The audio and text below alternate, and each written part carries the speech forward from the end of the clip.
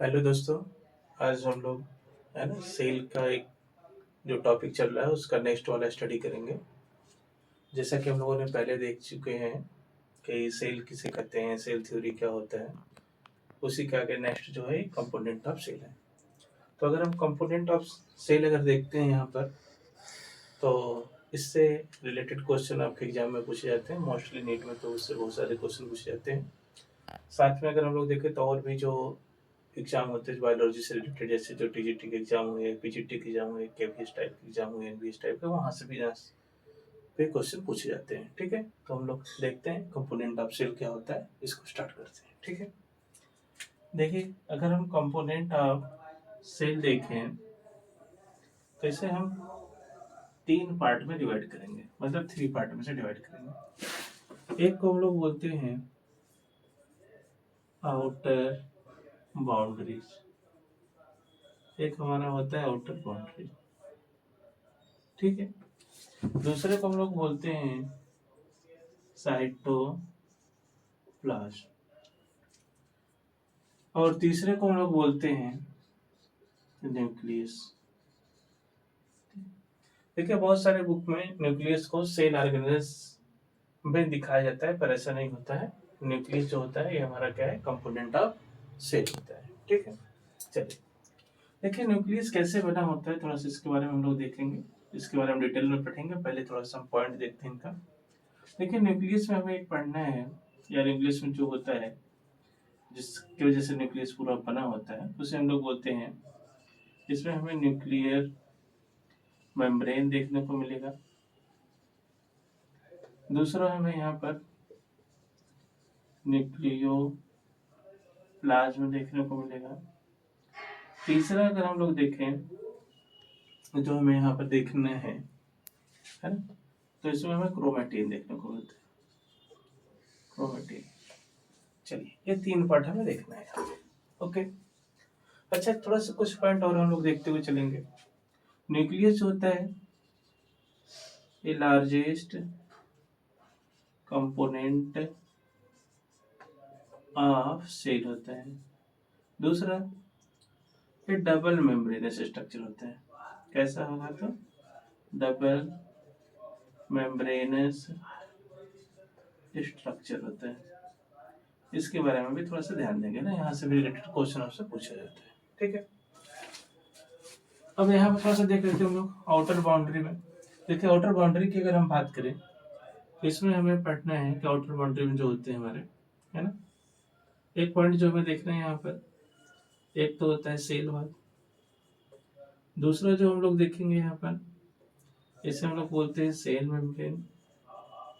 ठीक है, और तीसरी चीज जो हम लोग यहाँ पर देखेंगे, इसे हम लोग बोलते हैं ग्लाइकोकैलिक्स। ठीक है, देखिए ये तीनों स्ट्रक्चर्स किसी भी सेल में मिले पॉसिबल नहीं होता है, लेकिन इसमें से कुछ ना कुछ स्ट्रक्चर आपको सभी सेल में देखने को मिलते हैं। अगर हम लोग देखें सेल मेम्ब्रेन, ये मोस्ट कॉमन है, इन ऑल सेल, सभी सेल में आपको देखने को मिलता है, चाहे कोई भी सेल हो। सेल वाल जो होता है ये प्लांट सेल में देखने को मिलेगा, है ना। और कहाँ पर देखने को मिल सकता है हमें, हमें बैक्टीरिया में देखने को मिल सकते हैं। और कहाँ पर देख सकते हैं हम लोग, तो इसमें हम लोग फंजाई में भी देख सकते हैं, है ना, और भी बहुत सारे, है ना, ऑर्गेनिज्म में हमें देखने को मिल सकता है। ठीक है, ग्लाइकोकाइलिक्स देख लें हम लोग। तो ग्लाइकोकाइलिक्स अगर देखें तो मोस्टली हमें कहाँ पर देखने को मिलता है, तो ये हमें देखने को मिलता है बैक्टीरिया में। ठीक है, इनके बारे में आप जानते रहिए। देखिए इसके बाद हम लोग देखेंगे यहाँ पर साइटोप्लाज्म, और साइटोप्लाज्म को अगर हम डिवाइड करेंगे, ठीक है, तो इसे हम नीचे दिए गए जितने भी पार्ट है इसमें हम लोग डिवाइड कर सकते हैं, मतलब मोस्टली इसको थ्री पार्ट में डिवाइड कर सकते हैं। एक को हम लोग बोल सकते हैं सेल मैट्रिक्स बोल सकते हैं, सेल के अंदर जो मैट्रिक्स होगा। दूसरे को हम लोग बोल सकते हैं सेल ऑर्गेनेल्स बोल सकते हैं, दूसरा सेल ऑर्गेनेल्स होगा। तीसरा हमारा जो होता है सेल इंक्लूजन, ठीक है। तो साइटोप्लाज्म को अगेन हम डिवाइड करेंगे, एक सेल मैट्रिक्स बनेगा, दूसरा हमारा सेल ऑर्गेनेल्स बनेगा, और तीसरा जो हमारा बनेगा सेल इंक्लूजन बनेगा। सेल इंक्लूजन में क्या होता है, देखिए इसमें मोस्टली है ना नॉन लिविंग मटेरियल आते हैं। नॉन लिविंग मटेरियल में क्या हो सकते हैं, तो इसमें फॉस्फेट ग्रेनुअल्स हो सकता है, ठीक है, स्टार्च के ग्रेनुअल्स हो सकते हैं, और भी बहुत कुछ देखने को मिल सकता है। सेल मैट्रिक्स में देखें हम लोग से, तो सेल मैट्रिक्स में देखने को मिल सकता है, इसमें वाटर हो सकता है, इसमें कार्बोहाइड्रेट भी हो सकते हैं, इसमें प्रोटीन भी हो सकते हैं, इसमें लिपिड भी हो सकते हैं, है ना, और भी बहुत सारे थिंग्स आपको देखने को मिल सकते हैं। इसके बाद हम लोग देखेंगे सेल ऑर्गेनेल्स, ठीक है। देखिए सेल ऑर्गेनेल्स जो होता है, साइटोप्लाज्म में जो लिविंग ऑर्गेनेल्स प्रेजेंट होते हैं उसी को हम लोग सेल ऑर्गेनेल्स बोलते हैं। इसके बारे में हम लोग और आगे डिटेल में पढ़ेंगे, बट अभी आपको इसका मैं एक तरीके से क्लासिफिकेशन बता रहा हूँ, इसको और देखिए, ठीक है। देखिए सेल ऑर्गेनेल्स को अगर हम यहाँ पे देखें, यहाँ पर हम इनको डिवाइड करेंगे, इनको मोस्टली टू पार्ट में डिवाइड करेंगे। एक हमारा होता है मेम्ब्रेनस सेल ऑर्गेनेल्स होता है, दूसरा हमारा जो होता है इसे बोला जाता है मेम्ब्रेन लेस सेल ऑर्गेनेल्स होता है। तो एक हमारा मेम्ब्रेनस सेल ऑर्गेनेल्स होता है, दूसरा हमारा होता है मेम्ब्रेन लेस सेल ऑर्गेनेल्स। चलिए देखिए इस मेम्ब्रेनस सेल ऑर्गेनेल्स को हम अगेन डिवाइड करेंगे, और इसमें दो हम बनाएंगे। एक को हम लोग बोलते हैं सिंगल मेम्ब्रेनस सेल ऑर्गेनेल्स, और एक को हम बोलेंगे डबल मेम्ब्रेनस सेल ऑर्गेनेल्स। एक हमारा सिंगल मेम्ब्रेनस सेल ऑर्गेनेल्स होता है, दूसरा हमारा डबल मेम्ब्रेनस सेल ऑर्गेनेल्स होता है। अच्छा, ये जो मेम्ब्रेनलेस सेल ऑर्गेनेल्स होते हैं इसमें कौन कौन सा आता है, तो देखिए इसमें आता है राइबोसोम आता है, सेंट्रियोल आता है, और सेंट्रोसोम आता है। सेंट्रोसोम ये ऐसे सेल ऑर्गेनेल्स होते हैं जहां पर कोई भी आउटर कवरिंग नहीं होती, मतलब इसके ऊपर कोई कवरिंग नहीं होती, ये मेम्ब्रेन लेस होते हैं। ये देखिए मेम्ब्रेनस सेल ऑर्गेनेल्स में दो हैं, एक में सिंगल हमें मेम्ब्रेनस सेल ऑर्गेनेल्स देखने को मिलेंगे, दूसरा हमें डबल मेम्ब्रेनस सेल ऑर्गेनेल्स। इसमें मोस्टली हम लोग पढ़ेंगे इसके बारे में, तो एक हम पढ़ेंगे प्लास्टिड के बारे में, दूसरा हम लोग पढ़ेंगे माइटोकॉन्ड्रिया के बारे में। एक प्लास्टिड होगा, दूसरा माइटोकॉन्ड्रिया। अगर यहाँ पर हम लोग देखें तो यहाँ पर हम लोग पढ़ेंगे, है ना, किसके बारे में, तो गोल्जी बॉडी के बारे में।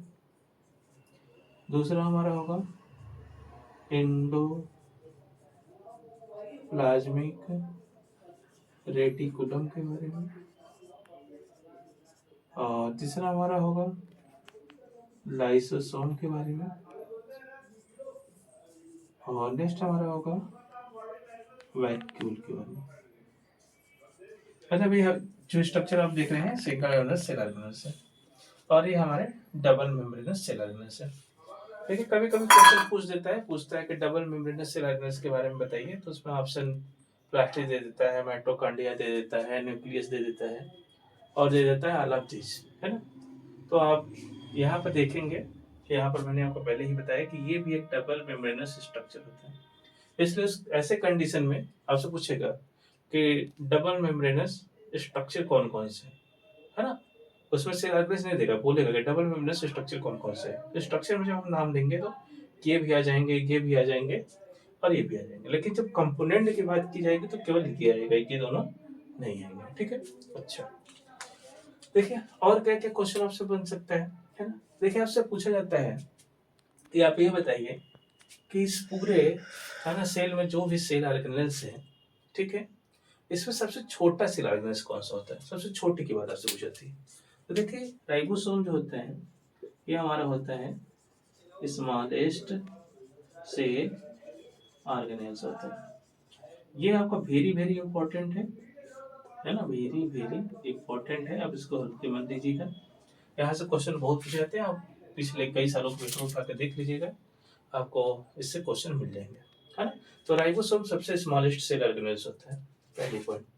देखिए जब स्मॉलेस्ट की बात होगी तो उसी समय लार्जेस्ट की भी बात होती है कि लार्जेस्ट जो सेल ऑर्गेनेल्स है वो कौन सा है। तो देखिए इसमें दो चीज हम देखेंगे, एक हमारा होता है फर्स्ट लार्जेस्ट, तो प्लास्टिड जो होता है हमारा फर्स्ट लार्जेस्ट सेल ऑर्गेनेल्स होता है।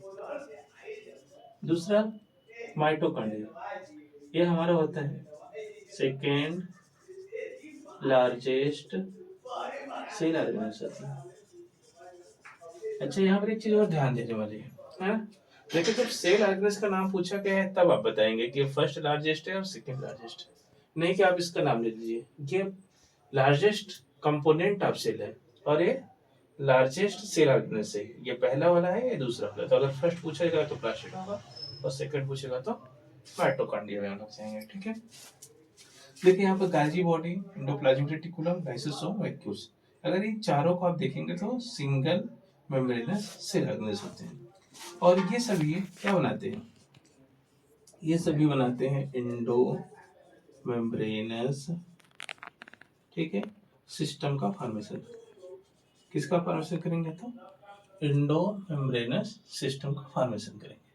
तो ये एक छोटा सा टॉपिक था जो कंपोनेंट ऑफ सेल के अंदर आता है, और यहाँ से आपको बहुत सारे क्वेश्चन देखने को मिल जाएंगे। इसी से आप बहुत सारे क्वेश्चन बनाएंगे। आपको देखने में बहुत छोटा सा लग रहा होगा, लेकिन आप कभी भी है ना सेल से रिलेटेड चैप्टर उठा के देखिएगा और यहाँ से रिलेटेड जो क्वेश्चन पूछा जाएगा इस पर आपको कम से कम 10 से 15 क्वेश्चन देखने को मिल जाएंगे इसी जगह से, है ना। यहाँ से यहाँ से यहाँ से और यहाँ से आपको क्वेश्चन देखने को मिल जाएंगे, है ना। हालांकि ये आपको ज़्यादा अगर इस पर ध्यान नहीं देंगे तो भी कोई बात नहीं, लेकिन यहाँ से भी ये वाले पॉइंट बहुत इंपॉर्टेंट है ना। यहाँ से भी क्वेश्चन पूछ जाते हैं और इस सेल वाले से भी क्वेश्चन पूछ जाते हैं। अच्छा एक चीज़ और है, सेल वाल की अगर बात करें तो देखिए हमने यहाँ पे एनिमल सेल यहाँ पे नहीं दिखाया, तो मतलब सेल वाल एनिमल सेल में नहीं होगा। ये चीजें भी आप ध्यान में रखेंगे। ठीक, ये पूरा देखिए, है ना, ये आपके लिए काफी हेल्पफुल है, यूजफुल भी होगा आपके लिए, है ना। आप इसको देखिए एक बार। अगर आपको ये टॉपिक अच्छा लग रहा हो तो आप इसको लाइक करिए, है ना, इस पर कमेंट करिए और सब्सक्राइब करिए। Thank you.